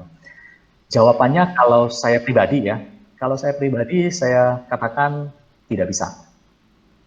Kenapa? Karena di dalam proses hipnoterapi itu sangat memungkinkan karena kita nggak tahu nih pada saat dilakukan proses penggalian data atau hipnoanalisis, si klien bisa saja terjadi apreaksi. Nah, pada saat klien mengalami apreaksi, sedangkan proses terapi dilakukan melalui teknologi webinar seperti ini, itu sangat berbahaya. Ya, itu sangat berbahaya. Karena pada saat apreaksi sebagai hipnoterapis, ya kami harus bisa menetralkan kondisi yang terjadi pada klien. Ya, jadi kalau melalui webinar itu ya agak sulit ya, karena itu apreaksi itu bisa terjadi dengan tiba-tiba, luapan emosi. Jadi kalau pandangan saya pribadi, kami tidak mau dan tidak berani melakukan hipnoterapi secara live. Ya walaupun ada beberapa pakar atau ya praktisi lah mungkin atau pengajar yang melakukan hipnoterapi. Tapi kalau hipnoterapi hanya berbasis sugesti, ya mungkin bisa. Hanya berbasis sugesti ya. Setelah diberikan induksi, pedalaman, dipening, ya terus diberikan sugesti, itu masih bisa. Tetapi kalau yang sifatnya hipnoanalisis harus menggali akar masalah dan terjadi apreaksi, nah ini yang kami atau saya tidak berani ini ya lakukan ya, karena ini sangat berbahaya sekali. Oke, saya juga mau jawab. Sebenarnya kita lihat metodenya, teknik yang kita gunakan. Kalau memang hanya dengan metode sugesti itu bisa. Oke, jadi bisa membantu. Jadi minimal gini, kalau di masa pandemi seperti ini, otomatis kita kan nggak bisa ketemu face to face untuk melakukan terapi. Jadi minimal kita bisa membantu untuk sementara waktu supaya apa? Supaya level stres dari klien kita itu lebih menurun dulu. Oke, jadi dengan metode misalnya dengan direct suggestion, dengan sugesti, itu bisa membantu, minimal meredakan terlebih dahulu. Tapi bukan membantu menyembuhkan, enggak. Karena kita belum mencari akar masalahnya apa dengan metode namanya hipnoanalisis. Oke, jadi apakah bisa? Tergantung kita menggunakan metode apa dulu, teknik apa dulu. Oke, lalu ada satu lagi pertanyaan, bagaimana cara mengetahui seseorang sudah mencapai kondisi yang dalam atau deep trance dari Ibu Natali? Oke, cara untuk mengetahui seseorang sudah masuk ke dalam kondisi deep trance atau belum, itu ada tekniknya, ya. Jadi ada teknik yang kami sebut itu uji coba lah ya, testing ya. Tetapi yang pastinya kalau tadi teman-teman ikutin materi presentasi saya, itu ada skala kedalaman yang saya ambil dari Davis Husband Scale. Nah, pada saat seseorang sudah mencapai deep trance atau belum, itu yang pertama adalah cirinya bukan tubuh rileks ya, tetapi ada beberapa ciri yang nanti bisa dilakukan tes. Nah, itu yang membuat kami sebagai hipnoterapis klinis ataupun sebagai hipnoterapi, itu yang membuat kami itu yakin bahwa tahu, oh klien ini sudah dalam kondisi deep trance, di level kedalaman yang berapa, sehingga proses terapi itu bisa dilakukan. Ya, jadi tetapi kalau misalnya kondisi level kedalamannya belum cukup, nah maka kami harus menuntut atau membawa klien ini masuk lebih dalam lagi. Ya, jadi ada sebuah tes yang kami lakukan secara tersembunyi ya, yang terselubung, sehingga membuat kami tahu bahwa kami sebagai hipnoterapi, kami tahu oh ini sudah deep trance nih, ini levelnya udah tepat nih, sehingga proses terapi bisa dilakukan seperti itu. Oke, lalu saya tambah dikit, sebenarnya kita bisa mengetahui secara fisikal, bisa ketahui. Jadi ada berapa cara untuk melihat. Misalnya yang pertama kita bisa lihat, ini yang basic, saya sharing yang basic dulu. Yang pertama kita bisa melihat matanya itu, matanya misalnya gemetar, oke, gemetar terus, atau bahasa kerennya kita kenal REM, oke, rapid eye movement. Jadi ketika seseorang dalam kondisi terhipnosis dan kedua matanya itu mengalami getaran atau REM, nah itu satu ciri udah masuk ke kondisi minimal light trance. Oke, atau bisa juga si kliennya itu terus menelan ludah, oke. Jadi terus menelan ludah, nah itu juga satu ciri bahwa si kliennya itu sudah masuk ke kondisi trance atau kondisi terhipnotis. Atau juga bisa kita lihat kalau untuk hipnoterapis yang sudah berpengalaman, bisa melihat dari muka atau wajah. Jadi wajah seseorang dalam kondisi terhipnosis, wajahnya seperti boneka, oke, kelihatannya kayak boneka-boneka yang cute banget deh, oke. Jadi ketika kita sudah melihat perubahan dari yang di wajahnya itu seperti boneka, maka minimal si kliennya itu udah masuk ke kondisi trance atau kondisi terhipnosis. Oke, ini tambahan dari saya. Ada lagi, apakah coach dari Ibu Yunita ya, apakah coach memberikan bantuan hipnoterapi kepada orang yang memerlukan? Ya, saat ini kalau saya sebagai hipnoterapis itu saya berpraktek di Jakarta. Ya, jadi di Jakarta Barat dan juga di Karawaci, ya. Bagi teman-teman atau bagi orang yang memerlukan bantuan hipnoterapi itu bisa menghubungi kami melalui website. Saya ada websitenya tadi di materi saya, nanti bisa dibuka www.antontan.com. Nah, di situ nanti ada sebuah intake form dulu ya yang perlu diisi ya. Ya nanti baru diatur jadwalnya. Oke, kita yang berikutnya dari Pak Dedi. Bagaimana pandangan terhadap kerasukan dilihat dari sudut pandang ilmu hipnosis? Kerasukan. Kerasukan ya. Ini ilmu atau ini saya nggak mendalami nih kalau kerasukan nih. Tapi kalau dipandang dari sudut pandang hipnosis, kalau dari hipnosis sebenarnya ini adalah termasuk kalau yang saya pelajari adalah ini sebenarnya adalah tapi kalau kerasukan secara yang Pak Dedi maksudin secara metafisik ya, ini saya tidak bisa menjawab karena ini bukan ranahnya saya nih. Tetapi kalau dipandang dari sudut hipnosis, kerasukan ini sebenarnya adalah ego personality. Ya, jadi di dalam diri kita itu kan sebenarnya banyak personality ya, atau yang lebih terkenal itu disebutnya ego state. Ya, di dalam diri kita itu kan banyak bagian diri ya. Ada bagian yang rajin, pemalas, atau misalkan macam-macam lah, ya. Nah, bagi yang tidak mempelajari hipnosis atau hipnoterapi akan melihat bahwa wah, orang ini mengalami kerasukan karena dia memiliki kepribadian yang berbeda. Ya, pada saat dia berhadapan dengan kondisi tertentu, sikap perilakunya itu berubah. Sedangkan pada saat kondisi yang lain, sikapnya berbeda. Nah, bagi yang tidak mendalami ilmu hipnosis atau hipnoterapi, akan melihat bahwa ini, seseorang mengalami kerasukan. Ya, kalau dipandang dari ilmu hipnosis. Tetapi kalau yang dimaksud oleh Pak Dedi lebih ke sifatnya astral projection atau metafisik, itu bukan ranahnya saya nih, saya tidak mendalami itu. Seperti itu. Oke, saya tambah dikit. Kalau menurut saya sih, kalau kita lihat dari sudut pandang hipnosis ya, jadi kerasukan itu adalah abreaksi sebenarnya. Jadi luapan emosi yang ketika misalnya kita sebagai seorang hipnoterapis, kita menggali masalahnya, dan ketika klien masalahnya udah menyentuh ke titik masalahnya, ke akar masalahnya, terkadang si kliennya itu bisa mengalami abreaksi. Artinya orang yang melihat seperti kerasukan, bisa menjerit, menangis, tertawa, dan sebagainya. Jadi ibarat seperti kerasukan, tapi ini hanya luapan emosi yang sudah terpendam begitu lama dalam pikiran bawah sadarnya, dan ketika diterapi, si kliennya itu emosinya itu semua keluar sehingga mengalami namanya abreaksi. Oke, jadi kelihatan seperti kerasukan. Jadi kerasukan juga bisa dikatakan sebagai ego personality, jadi personality seseorang itu yang keluar.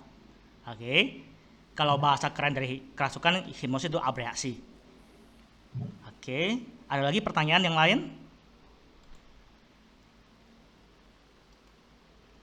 Oke, saya ada kumpulin beberapa pertanyaan. Oke, kita 2 pertanyaan lagi tambahan ya. Ya. Oke, ini Ton, ada dari WA, berapa kali saya di WA ditanya gini, bagaimana, apakah hipnosis sama dengan menguasai pikiran orang lain? Apakah hipnosis sama seperti menguasai pikiran orang lain?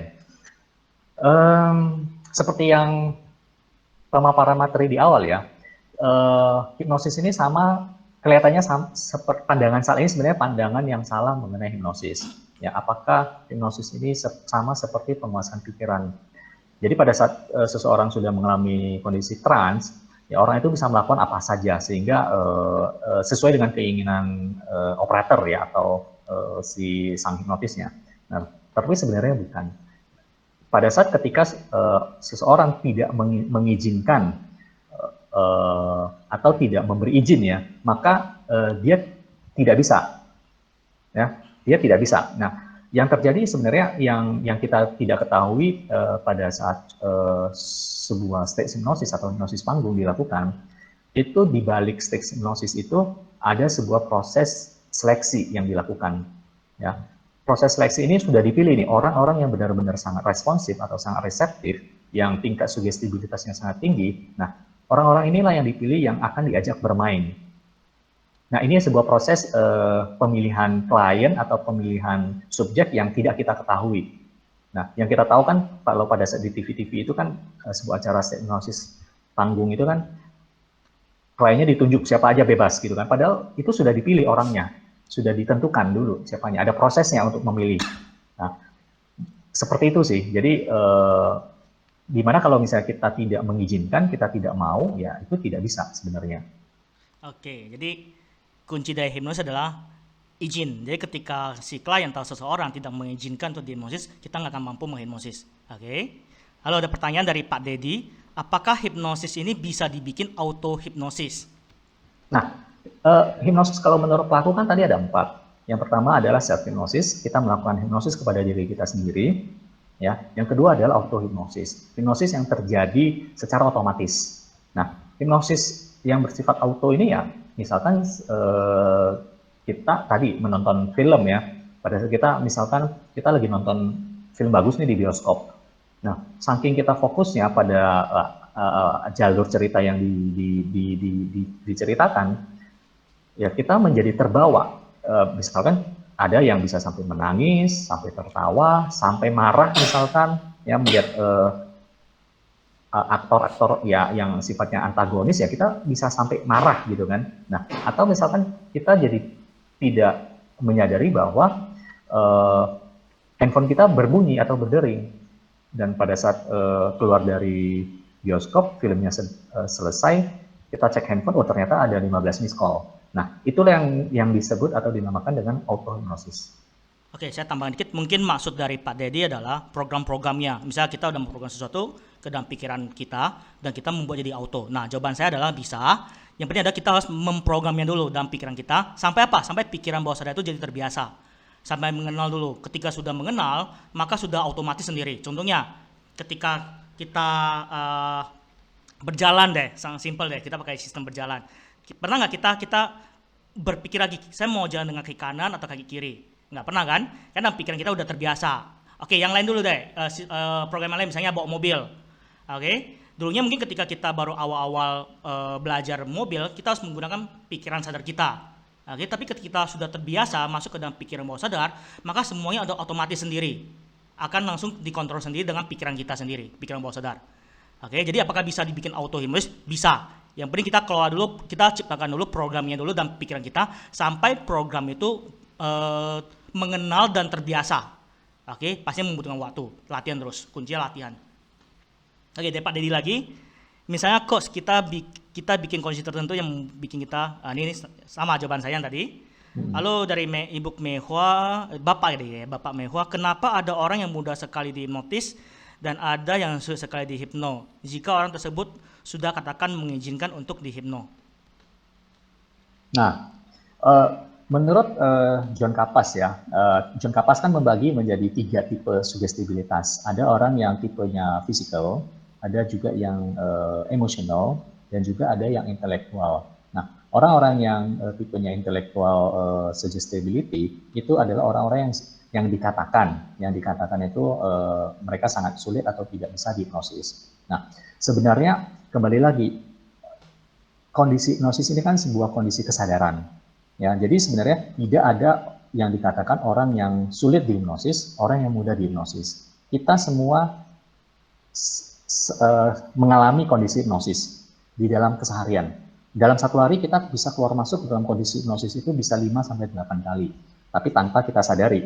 Ya, contohnya seperti yang sudah disampaikan. Misalkan kita lagi terlalu fokus kepada satu hal sehingga kita tidak menyadari kondisi lingkungan. Ya, nah jadi ya boleh dibilang kondisi hipnosis ini adalah sebuah kondisi, ya sebuah kondisi kesadaran. Ya, kuncinya hanya itu. Jadi sebenarnya tidak ada orang yang tidak bisa dihipnosis atau ada orang yang mudah dihipnosis. Karena hipnosis ini adalah sebuah proses perubahan kondisi kesadaran yang sifatnya alami. Seperti itu. Nah, yang membuat orang itu menjadi sulit dihipnosis itu adalah karena pandangan yang salah. Pandangan dia itu yang salah. Jadi orang menganggap bahwa kondisi hipnosis ini adalah karena pandangan hipnosis ini di masyarakat ini kan udah sangat kurang bagus ya, udah sangat jelek ya. Misalkan seseorang dihipnosis sehingga uangnya hilang, atau seseorang dihipnosis karena sehingga ATM-nya terkuras. Nah, itu yang membuat seseorang itu menjadi ngeblocking diri. Padahal kondisi hipnosis sebenarnya adalah perubahan kesadaran, perubahan kondisi kesadaran. Seperti itu. Oke. Jadi kalau menurut saya sih tergantung dulu kita menggunakan patokan seperti mana. Walaupun gini, kalau kita menggunakan patokan seperti state hipnosis, ya nggak semua orang, oke? Setiap orang itu beda-beda. Ada orang yang sangat mudah, ada orang yang susah, yang butuh waktu lebih lama, oke? Dengan pandangan state hipnosis, langsung cetek tidur, oke? Itu beda. Tapi dengan pandangan yang lebih luas, oke? Hipnosis semua orang bisa. Tergantung Ya, level jadi kedalamannya aja. ya, saya tambahkan sedikit. Kalau di dalam state hipnosis atau hipnosis panggung, tentunya subjeknya itu sudah dipilih. Subjek yang dipilih dan untuk diajak untuk bermain adalah orang-orang yang memang tingkat sugestibilitasnya tinggi. Ya, jadi misalkan tinggal dicetek jari, dia tutup mata. Ya, jadi kan nggak lucu, kan itu nggak lucu kalau misalkan yang diajak bermain itu orang yang tingkat sugestibilitasnya itu tidak responsif ya. Jadi sang operatornya itu cetek-cetek jari, ya orang ini malah pelangap-pelongo gitu kan, ini ngapain gitu kan. Itu kan jadi nggak lucu ya, efeknya itu jadi nggak dapat. Jadi memang berbeda kalau kita dalam konteks hipnoterapis klinis ya, kita tujuannya untuk terapi, semua orang itu bisa memasuki kondisi hipnosis. Ya, karena karena hipnosis ini adalah sebuah kondisi kesadaran. Tetapi kalau misalnya dalam konteks stage hipnosis atau hipnosis panggung, ya tidak semua orang itu bisa diajak bermain. Oke, saya kembali ke pertanyaan Pak Dedi yang tadi. Bisa nggak kita memprogram itu? Oke, saya ingin coba yang tadi Pak Dedi, boleh dihidupkan speakernya dulu Pak. Oke, kira-kira permainan tadi yang jari panjangnya itu Pak, kira-kira berapa jam yang lalu Pak? Atau berapa menit yang lalu yang jari panjang itu Pak? Itu 1 jam ya. 1 jam yang lalu Pak ya. Oke. Iya. Coba lihat tangan saya Pak. Lihat. Sorry, ini tadi nggak Pak ya. Oke. Coba Bapak lihat.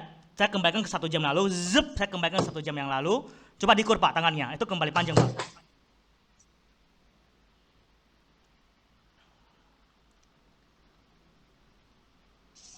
Iya, lebih panjang. Lebih panjang Pak ya. Oke. Iya. Dibuka kembali Pak. Dibuka kembali tangannya. Saya jentingan jari. Zep. Dia kembali normal Pak. Dikur kembali Pak. Dia kembali normal Pak.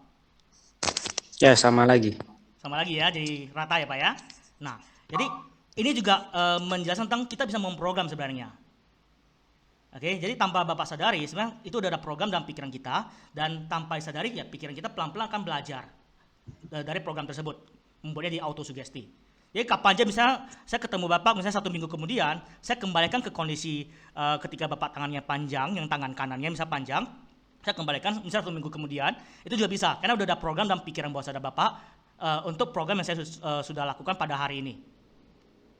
Oke, nah jadi bisa diprogram Pak. Tinggal kita latihan dulu Pak memprogramnya. Misalnya kita mau program merubah kebiasaan kita. Ya misalnya kita bangunnya setiap hari misalnya bangun jam 11. Oke, jam 11. Nah kita bisa memprogram. Jam 11 siang kita bisa program misalnya mau bangun jam berapa? Jam 8 ya. Kita bisa memprogram pikiran kita, memberikan program, dan supaya Pak program kita mengenal tentang jam 8 seperti gimana. Supaya apa? Supaya ketika suatu saat jadi benar-benar terbiasa, kita bisa bangun otomatis ketika jam 8 pagi misalnya. Oke, bisa diprogram.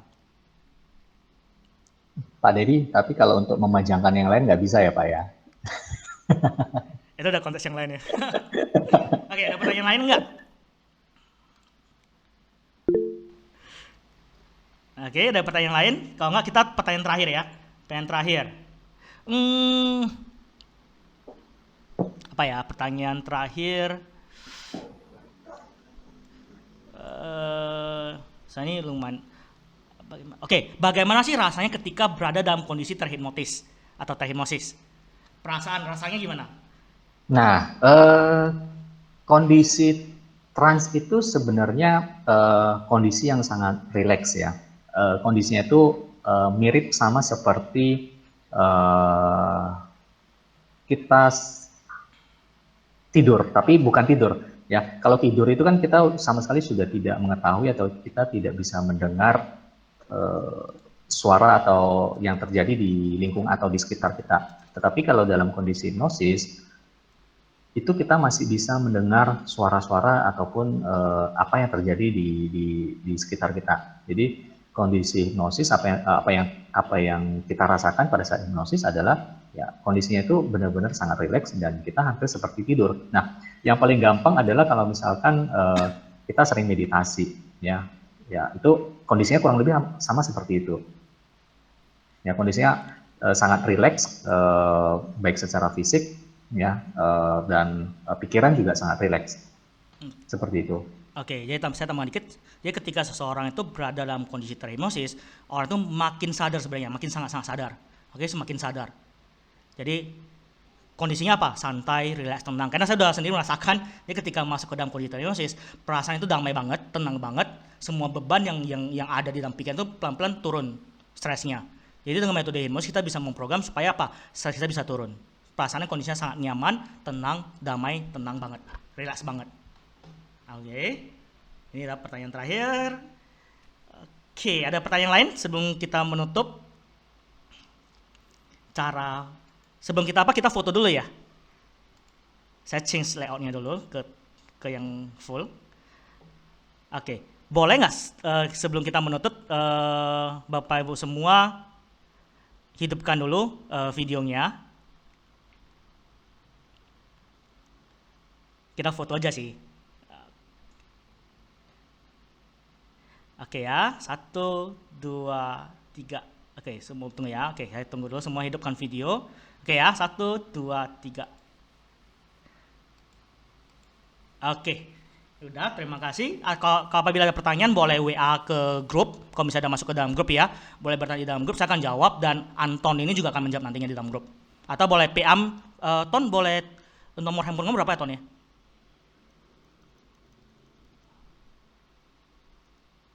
Sorry Ton, suaranya Ton nggak kedengaran Ton.